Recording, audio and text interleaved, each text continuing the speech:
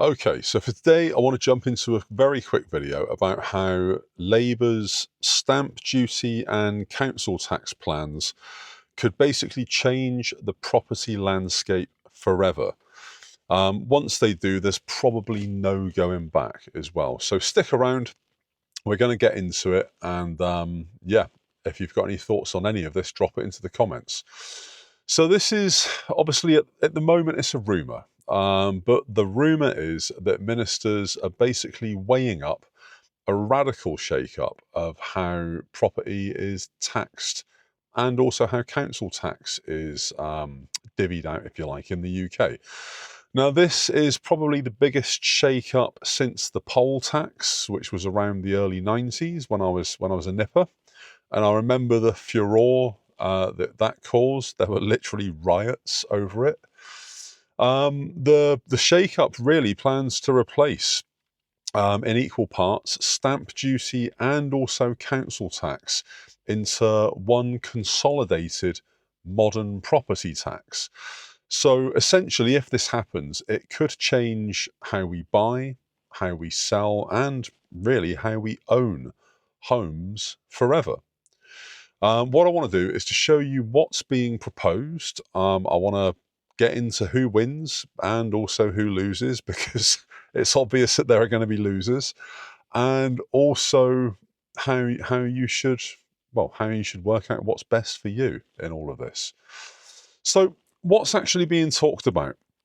So right now, the story being reported over the last sort of day or two across the UK and throughout Whitehall is twofold. First of all, stamp duty, the upfront tax that's paid when you buy a home. This may be scrapped or simply remodeled and replaced or reworked with a new property style tax. Now, one of the options apparently under consideration is a tax applied when a property is sold, or maybe an annual levy on a sort of tiered bracketing, if you like, of properties. And there are talk of thresholds around the £500,000 mark, at which point those owners are being targeted. Now, you might think that you're okay, that your property, like my property, is not worth £500,000. However, it will be one day. So the second tax, the council tax, the local charge is really kind of based still on 1991 valuations, which was when the poll tax got abolished in favour of council tax. So it's been described as being ripe for replacement by a modern local property tax, and they want to really link this to housing values. So in a way, the idea is to make local funding fairer and to plug local authority funding gaps, of which there are many, with this tax. So officials and analysts, they're saying across the board that council tax reform would be longer term, and it would be probably quite complicated to implement. Now, why is the government looking at this? I guess this is one of the biggest questions. Well, the answer is quite simple. This is the why. There's a massive fiscal hole, and it's an old, unfair system. So the Treasury faces large funding shortfalls and also obviously mismanagement of funds. Let's get that straight. And they need a more stable recurring revenue. So stamp duty is quite lumpy and volatile, and also it's not consistent. So while council tax is increasingly unfair because it's tied to a system that's now, what, 30, 35 years old or something like that, if they move to a property-based, like a value system, that could promise steadier income for them and a more up-to-date basis for local funding. So that's their thought on this. Now, let's have a look at the immediate market effects if stamp duty gets replaced.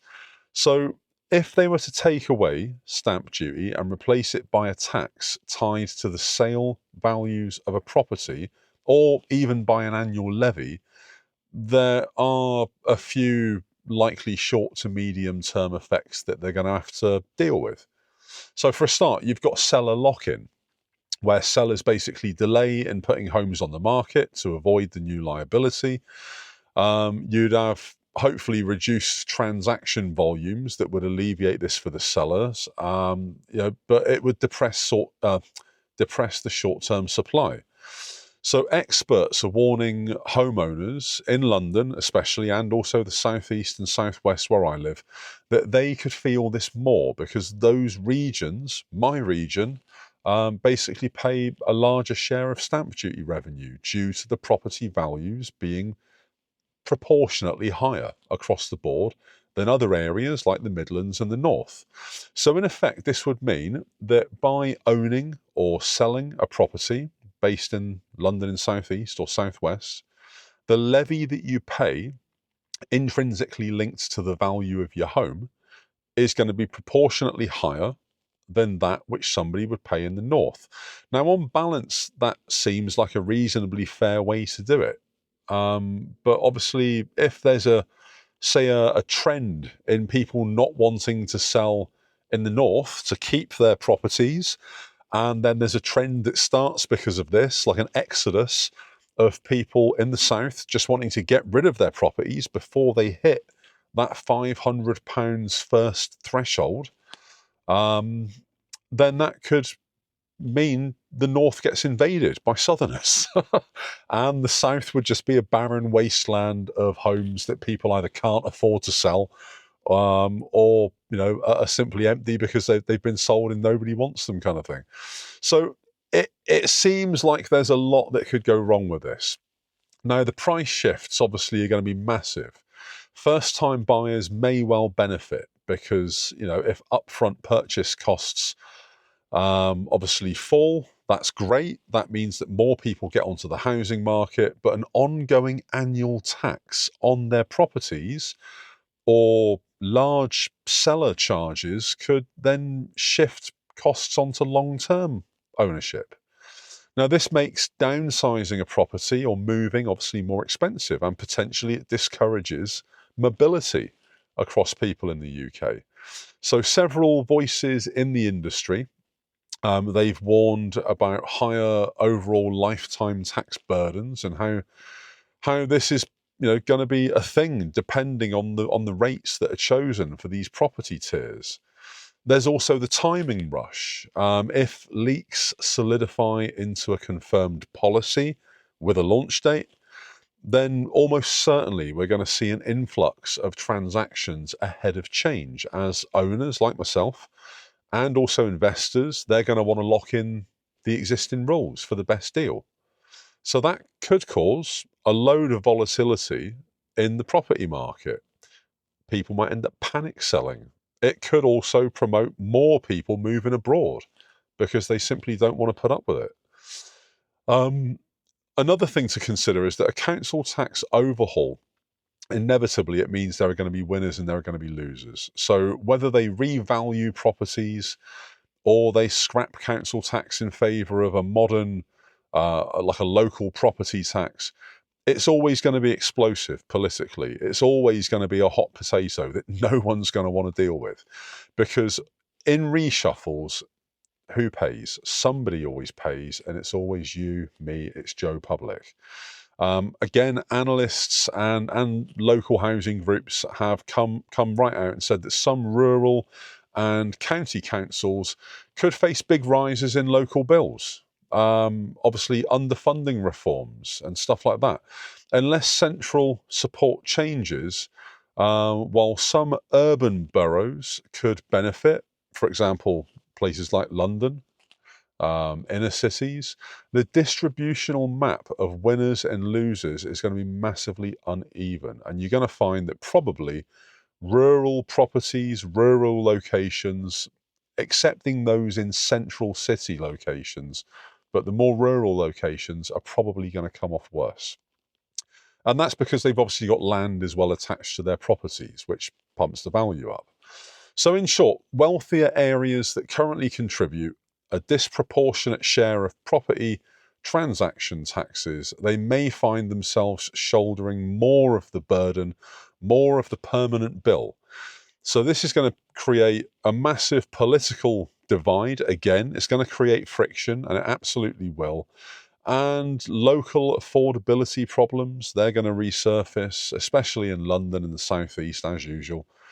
And it's going to be very hard for any government to undo this once it's done. So if Labour bring this in, if this gets passed, there is talk of the initial tier being at 5%. So if your property is under £500,000, that the initial tier for what you would need to pay is going to be about 5%. Oh, sorry, 0.5%. So based on the value of your property, your 0.5% is going to mean you'll pay around £2,500 a year, every single year. That's not too dissimilar to my council tax right now. But once this is being put in place, and this is fact, I know this for a fact, once this gets put in place, we've seen this happen before, what's the betting that 0.5% then creeps up year on year? So the year after it becomes 0.6, then it becomes 0.75, then it becomes 1%. As the councils waste and spunk money, they need to get the money back from somewhere. It's easy just to bang another 0.1% onto this tax. We've seen it done with other things as well in the past. It'd be no different. And I feel that it's a very slippery slope should this come in. It is, potentially a game changer in terms of very low value properties, because they're going to benefit. It's a game changer if you're in a very low value area, but that's a very small fraction of the property market. So the government aren't stupid. They're going to try and pass this bill. Of course they are. And it's going to change the property ownership landscape forever. So mobility is going to fail. Ownership is going to become undeniably more sticky. If selling triggers a big tax cost, or if owners face annual property tax hikes based on the new council tax, people are going to be less inclined to move around the UK for different jobs. They'll be less inclined to downsize. They'll be scared to upsize, because when you upsize, that's going to come with a whole raft of new expenses. And then when you sell it, even more expenses.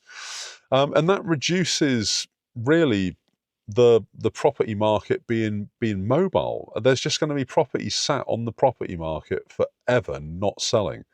So they call it churn. It's going to reduce churn on the property market. Lower churn generally means far fewer sales. Fewer sales means you've got fewer moving related services, things like lawyers, things like solicitors, things like surveyors, things like van hire. All of these industries respectively are going to suffer, and you've got longer vacancy cycles. And none of that helps the local economy, let alone all of the businesses that need the property market or work in and around the property market. So there's a massive knock-on effect that I don't think is being considered. So the economics of renovation versus moving are going to change. Homeowners may be more inclined to invest in their current property, maybe extend it or renovate it, rebuild, whatever it might be, rather than just sell and pay a new tax. And that changes the construction industry. It changes the home improvement markets. It changes all of this. And I don't think this is being considered. The benefit to the government in getting a quick tax cash grab could affect massively multiple industries that are tied to the property markets. You're going to see investment strategies shift. Things like buy-to-let investors and high-value second homeowners, they'll have a new calculus that they're working to. If rules penalise second homes, or they introduce surcharges, then the rental market, asset prices, and landlord behaviour is all going to shift. And it will shift substantially, and it will shift very rapidly. People aren't going to sit around and let their incomes get messed with in this way. I'm sure they won't. They will literally sell it beforehand, before the rules come in, and probably leave the country with their money. So it's not been thought through that well.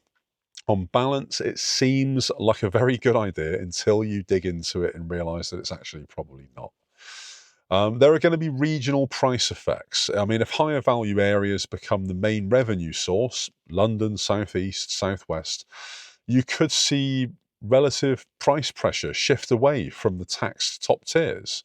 So this means it will go into regions with lower effective burdens. But the exact outcome is going to depend on the design of the system and the rates they impose. So what are the practical steps that you can take right now? So this is what I do if I outright owned. I do have a mortgage and I don't plan to have one really much longer than about 2 years. But if I wanted to buy, or even if I wanted to sell or invest in a property today, first thing that I'd do is not panic. I'd get informed. I would say to myself that these are at this point proposals and leaks. Details are fairly scarce. Rates are everything when it comes to this. So you need to watch for official announcements. So be genned up on what's going on. If you're selling soon, for example, myself, you need to factor in potential new costs and consider your timing. If you find out that a bill is going to get put through that could affect your income from the sale, or the fees that you pay for a sale, or how your sale has to take place, whatever it might be, it's well worth considering your timing and either jumping in before if it benefits you, or holding on until after if that benefits you. It could go either way. But the important thing is to don't rush into poor deals purely based on headlines. Base it on research and intel. If you're buying soon, you need to run the numbers massively. You need to run them both ways. You need to model scenarios with a potential seller tax, or those that have got a modest annual property levy, to see the lifetime costs. You also need to put some assumption in there and assume, with the best will in the world, that my little theory about the tax coming in at maybe 0.5% and then being crept up year on year, that's probably going to be correct. So you need to build that kind of damage into your costs. Make sure you've got affordability. If I was a landlord, I would 100% be reviewing cash flow assumptions.